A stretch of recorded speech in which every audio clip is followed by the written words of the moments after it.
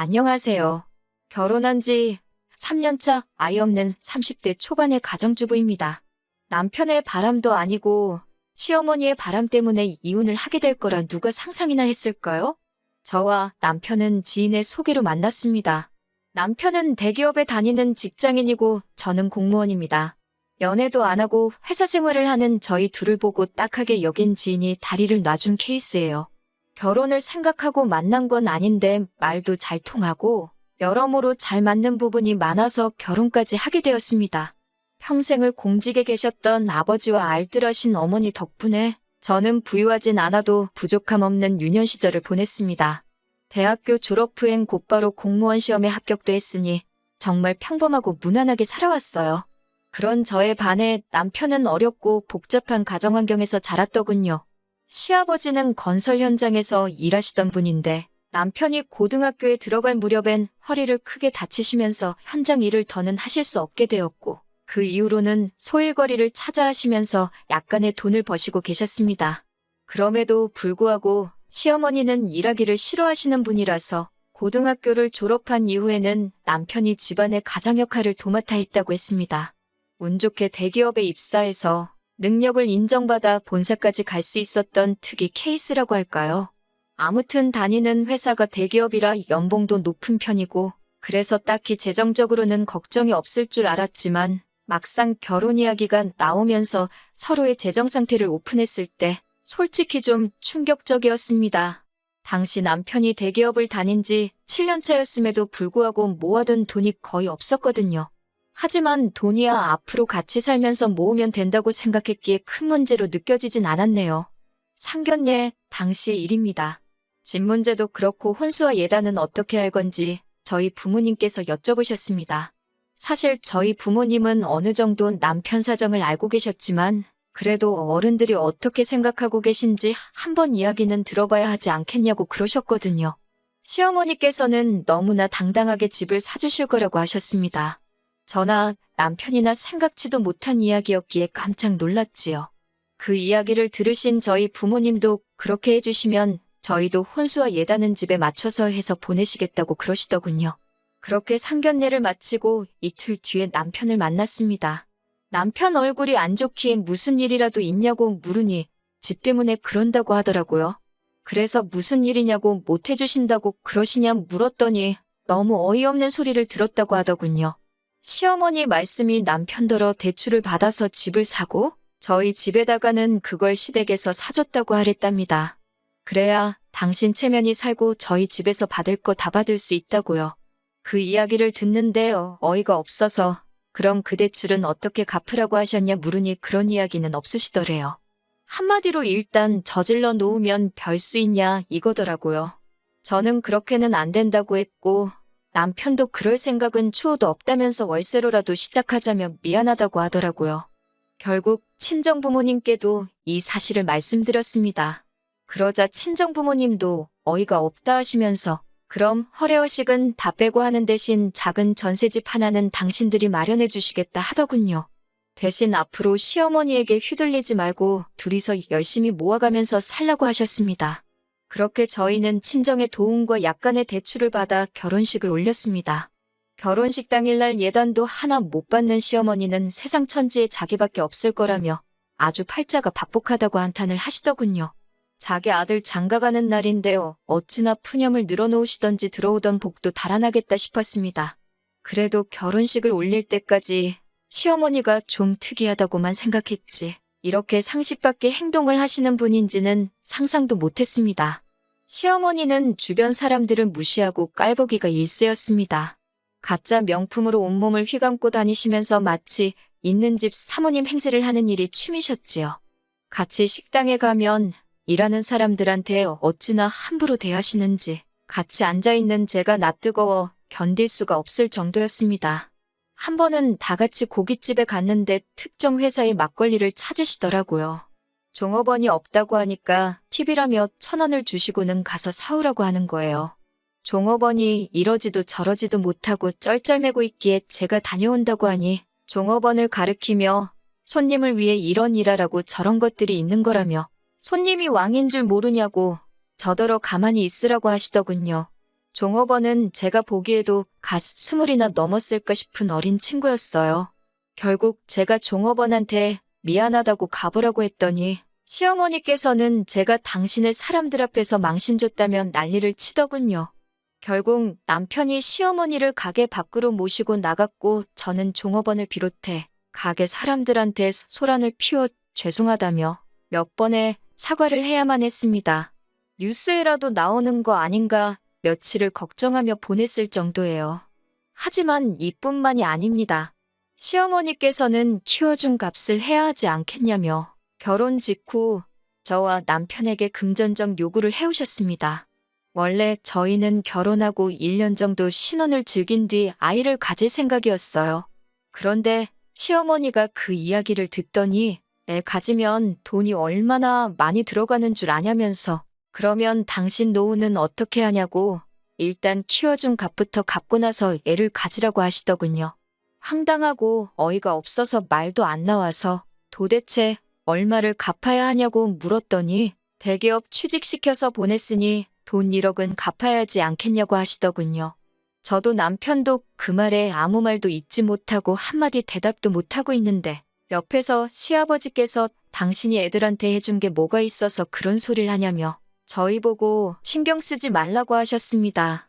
시어머니는 시아버지께 잘난 거라곤 쥐뿔도 없으면서 어딜 나서냐고 매섭게 쏘아붙이시더군요. 그러자 시아버지도 돈 못 버는 당신이 죄인이라며 자리를 피하셨습니다. 그런 시아버지를 보니 마음이 너무 불편하고 속상했습니다. 사실 시아버지는 말수가 많지는 않으셨지만 그래도 늘 저희에게 더 해주지 못해 미안하다 하시고 지난 명절에도 남들 몰래 제 주머니에 10,000원짜리 3장을 찔러 넣어주시면서 얼마 안 되지만 맛있는 거라도 사 먹으라고 하실 정도로 저희를 챙겨주시는 분이시거든요. 아무튼 아버님께서 도와주신 덕분에 키워준 값 이야기는 다시 꺼내시진 않으시더라고요. 시어머니의 막말은 정말 상대를 가리지 않았습니다. 하지만 무엇보다 제가 시어머니에게 실망하고 그로 인해 남편과 이혼까지 결심하게 된 이유는 바로 시어머니가 바람을 피우고 있었기 때문입니다. 전셋집을 알아보던 당시 남편은 가능하면 시댁에서 멀리 가지 않았으면 좋겠다고 하더군요. 시아버지가 아무래도 허리가 안 좋으시니까 혹시 무슨 일이라도 있으면 바로 옆에서 챙겨드릴 수 있으면 좋겠다고요. 또 마침 시댁이 제가 일하는 곳과 가까운 편이라 굳이 싫다고 하기도 애매해서 그러자 했고 그렇게 시댁에서 한 15분 정도 거리에 전셋집을 구했습니다. 그런데 최근 들어 시어머니가 자꾸 저희 집에 오고 싶어 하시더라고요. 그리고 오시면 그렇게 제 가방이나 옷을 기웃거리시고 빌려달라 하시고 떼를 쓰시는 겁니다. 신우랑은 연을 끊고 사니 저를 딸처럼 생각하신다나요. 그 말을 고지 곧대로 믿지도 않았지만 그래도 또 빌려달라는데 싫다고 하기도 뭐하고 해서 너무 비싸지 않은 가방이나 스카프 같은 것들은 종종 빌려드렸습니다. 그리고 점점 그 빈도수가 잦아지고 있었어요. 그러다 언젠가부터 가끔 제 차도 빌려달라고 하시더군요. 아울렛에 가고 싶은데 차가 없어서 고생이라는 둥 가까운 데서 친구분들과 만나고 싶은데 버스 타고 어느 세월에 가냐는 식이었지요. 안 된다고 하니 그럼 데려다 달라고 하셨고 그건 더 귀찮아서 차라리 차를 빌려드린 건데 그게 화근이었을까요?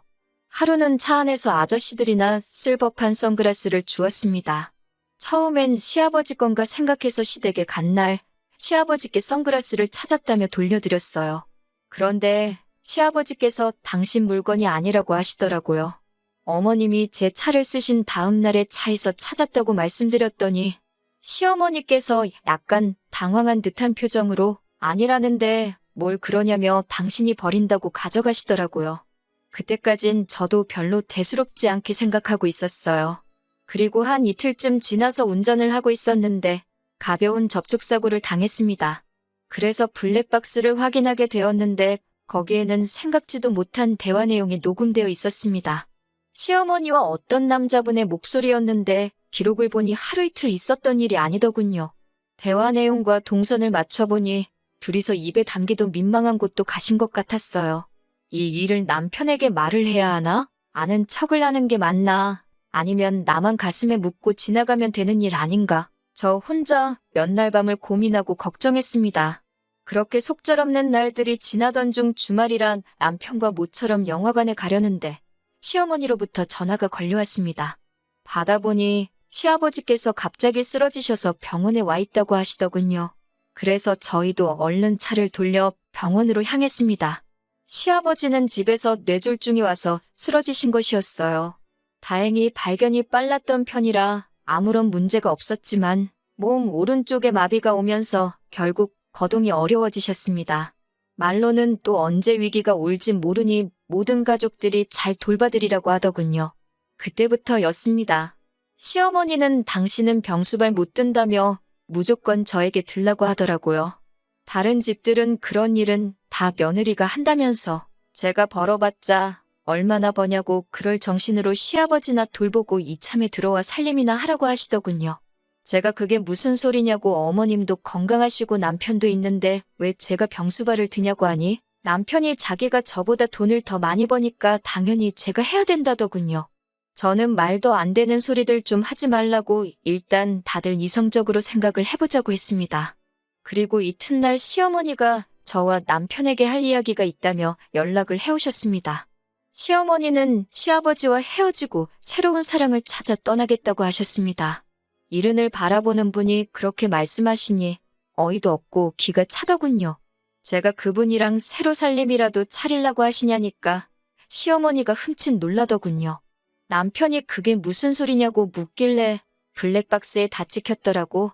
어떤 신사분하고 여기저기 놀러 다니시고 이미 아버님 저렇게 되시기 전부터 할 일 못할 일 다 하시고 다녔다고 전부 다 말해버렸어요. 그러자 남편은 제가 생각지도 못한 반응을 보였습니다. 아니 무슨 딸이 사윗감 데려온 것도 아니고 자기 어머니가 아버지 몰래 다른 남자를 만나고 있다는 소린데 그분은 뭐 하시는 분이냐 같은 걸 물어보면서 호구조사를 하고 있더라고요. 그렇게 둘이서 한참을 대화를 주고받더니 시어머니더러 그럼 이혼하고 새 출발하라고 하더라고요. 당신 지금 제정신이냐고 어떻게 얘기가 그렇게 돌아가냐고 했더니 집에 돈 있는 사람 하나라도 있으면 편하지 않겠냐며 자기는 이제 자기 부모 뒷바라지 하는데 지쳤다고 그러는 거예요. 제가 시아버지가 지금 생사를 오가시는 것도 아닌데 잠깐 거동이 불편하단 이유로 이렇게 둘 다 아버님을 버리려는 거냐고 하니까 어차피 살 만큼 사신 분 아니겠냐고 막말을 하더군요. 아무리 허리 다치면서 경제력도 잃고 가족들 고생시킨 아버님이라지만 자기 아버지가 몸이 불편하다고 저렇게 내팽개치는 남자가 다른 사람도 아니고 내 남편이었다는 사실에 소름이 다 끼쳤습니다. 시어머니는 그런 와중에 우리 아들이 드디어 정신을 차렸다며 살 사람은 잘 살아야 되지 않겠냐고 네 아버지는 이참에 그냥 요양원에 보내자고 그러는데 정말 무섭더라고요. 어머님은 몰랐을까요? 만에 하나 어머님이 거동이 불편해지셨을 때 저렇게 짐짝 내던져지듯 버림받는 게 본인이 될 수도 있다는 사실을요. 결국 저는 남편하고 1초도 더 있을 수가 없어서 시아버지를 모시던지 아니면 이혼하던지 하자고 했어요. 제가 시아버지를 모시고 싶었던 게 아니라 그래도 그 작은 효심이라도 남편에게 남아있다면 제가 기꺼이 희생을 하려고 했던 거예요. 하지만 남편은 저에게 일 그만두고 아버지는 저 혼자서만 모시고 자기랑 살던지 그게 아니면 이혼하든지 그러더군요. 그래서 제가 그럼 이혼하자고 했습니다. 막말로 나를 키워주신 분도 아닌데 제가 그렇게까지 희생할 순 없었으니까요. 힘든 순간도 있었지만 결혼 생활이 이런 거겠지라고 생각하며 스스로 마음을 달래고 살았는데 이렇게 끝날 줄은 몰랐네요. 며칠 뒤 남편과 서류 정리를 한 뒤 시아버지를 찾아가 제가 알고 있는 사실과 그동안 있었던 일을 다 털어놓았습니다. 시아버지는 눈물을 훔치시곤 한참 동안 말없이 계셨습니다. 그러더니 당신이 저희 결혼할 때 하나도 못해준 게 마음에 걸린다며 정말 미안하다고 하셨습니다. 그러시곤 시아버지는 제 결정을 이해한다며 미안해하지 말라고 제 손을 꼭 잡아주셨어요. 한순간 차가워진 남편과 협의 이혼을 마치고 얼마 지나지 않아 시아버지와 시어머니도 이혼을 하셨다는 이야기가 들려왔습니다. 시어머니는 그 신사분과 살림은 합쳤지만 그쪽 자녀들이 크게 반대하여 호적에도 못 올라가고 그냥 살림만 해주는 형세인가 보더군요. 멍청한 남편은 돈 많다는 그 집안 아들이라도 될 줄 알았는지 잘 다니던 회사까지 때려쳐가지고 백수신세가 되었고요. 그 이후로는 제가 아주 다른 지역으로 옮겨가면서 관심 끊고 살았습니다. 그러다 1년쯤 지났을 무렵 모르는 번호로 전화가 걸려왔습니다. 받아보니 전 남편이더라고요. 전 남편은 시아버지가 돌아가셨고 서류 정리를 하다 보니 사망보험이 있는데 수익자가 저로 되어 있다면서 이게 무슨 일이냐고 묻더군요. 저도 금시초문이라 모르는 일이라고 하니 빨리 보험회사에 연락해보고 돈 내놓으라고 하더라고요. 황당하고 어이없었지만 무슨 일인가 싶어 남편 말대로 보험회사를 찾아가니 남편 말대로 제가 3천만 원을 받게 되어 있더라고요. 그 길로 곧장 변호사를 찾아 물어보니 이건 법적으로 제 돈이라고 나눌 필요가 없다고 하더군요. 하지만 아직까지 그 돈은 손도 못 대고 있습니다. 감히 쓸 수가 없더라고요. 만약에 제가 모셨다면 더 오래 살아 계셨을까 그런 후회에 눈물만 자꾸 나네요.